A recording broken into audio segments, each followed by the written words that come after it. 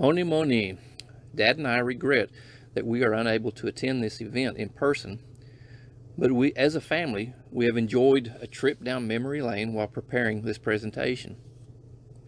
We all sat together with Dad and asked him questions from like how he got started, some frightening moments, and what he liked best.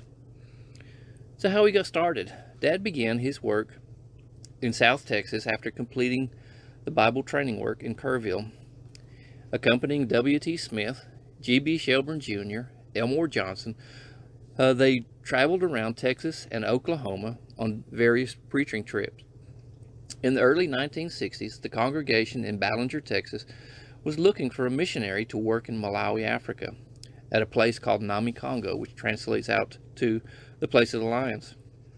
Brother G.B. encouraged Dad to heed the calling, so Dad, with his servant-like attitude, was willing to do and go wherever God needed him.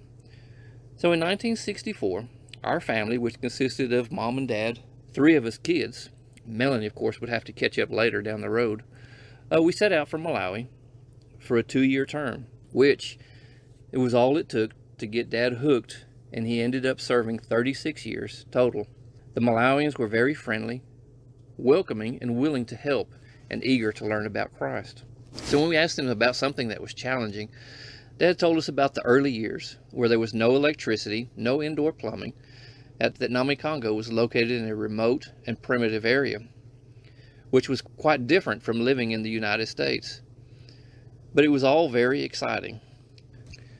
When asked about some difficult times, he said the language barrier was a difficult challenge for him. While English was the official language of Malawi, very few people in the villages spoke it. Chichewa was the language spoken in the southern region where the Namicongo mission was located.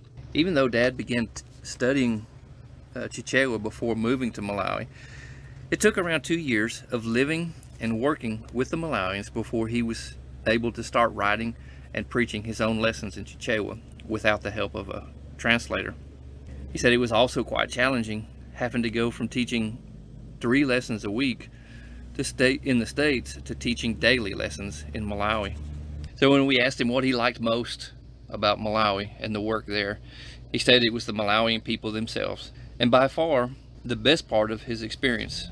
He loved all aspects of them, their warmness, their willingness to help, and even the tendency to request handouts for sickness and hunger. The Malawian people were like sponges.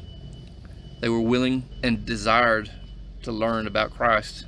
So with that being said, I want to personally thank Dad for the great work that he's done, for the role model that he's been, and for the life and the example that he is to all. Thank you.